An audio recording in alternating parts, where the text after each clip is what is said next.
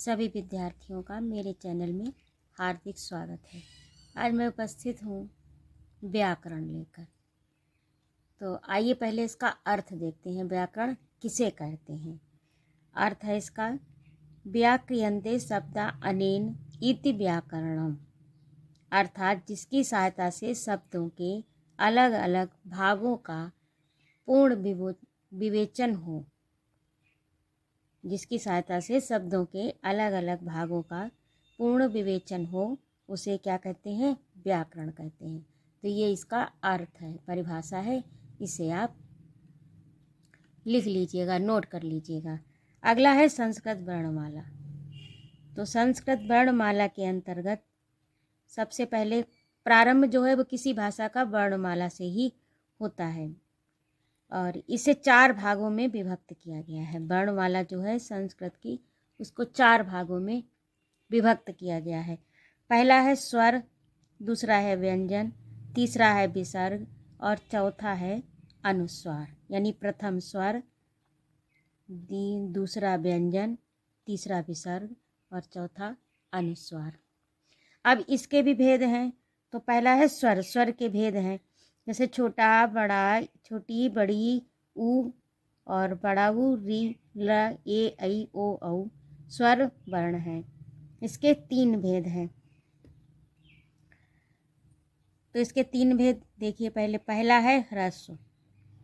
तो जिन वर्णों के उच्चारण में कम समय लगता है ना, जिन वर्णों के उच्चारण में कम समय लगता है अथवा एक मात्रा का समय लगता है, वे ह्रस्व कहलाते हैं। जैसे अ, ई, उ, री, ल ह्रस्व स्वर हैं।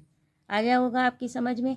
इसे आप नोट कर लीजिएगा और इसको याद कर लीजिएगा ताकि आपको समझ में आ जाए।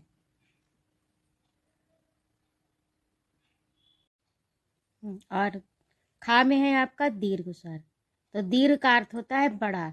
जिन वर्णों के उच्चारण में 2 मात्रा का समय लगता है, यानी अधिक समय लगता है, उन्हें दीर्घ स्वर कहते हैं। जैसे बड़ा, बड़ी, ई। वैसे अ धीरे से बोल दिया और आ को थोड़ा समय लेकर बोलेंगे, आ, ई, उ।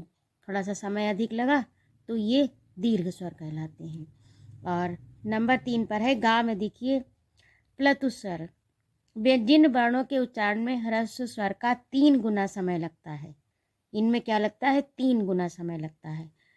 इनको दर्शाने के लिए जो आपने देखा होगा बीच में 3 का अंक लिखा होता है, तो वही स्वर होता है का अंक लिख दिया जाता है इसको पहचानने के लिए, इसको दर्शाने के लिए, यानी बताने के लिए। जैसे ओम, तो इसमें जो है ये 3 बना है, तो इसको ओ को 3 के बराबर बोलेंगे, अधिक बोलेंगे, 3 मात्रा के बराबर बोलेंगे। तो ये इस प्रकार से हो गया। अब इसको समझने के लिए देखिए श्लोक दिया गया है। एक मात्रो भवेत ह्रस्वा। एक मात्रा छोटा होता है, जिसमें एक मात्रा होती है वो वर्ण छोटा होता है। द्वि मात्रो दीर्घा उच्चते। और जो 2 मात्राएं होती हैं उसको दीर्घ करके बोलते हैं, यानी समय ज़्यादा करके बोलते हैं, खींच कर बोलते हैं, थोड़ा समय उसमें अधिक लगता है। और त्रिमात्रा गेयो, और 3 मात्रा जो है वो क्या होती है? प्लतु स्वर में होती है। और व्यंजनम 4 मात्रकम, और व्यंजन में आधी मात्रा होती है।